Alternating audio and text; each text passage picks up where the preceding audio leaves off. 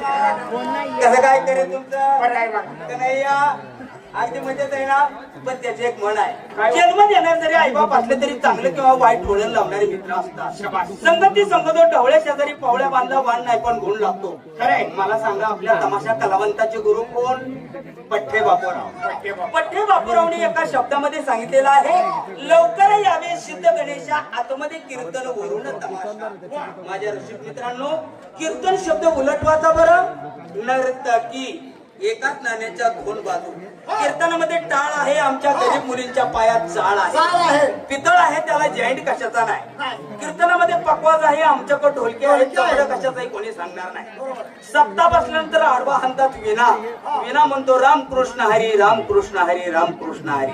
आमच्याकडे तुंतून आहे, ते म्हणतोय कोण कोण आलंय, कोण कोण आलंय, कोण कुठं बसलंय. म्हणजे कोणी कोणाला नावं ठेवायची नाही. कारण लोकरंजनातून समाज प्रबोधन करणं कीर्तन आणि तमाशा ही ग्रामीण लोकप्रिय माध्यम आहे. बरोबर.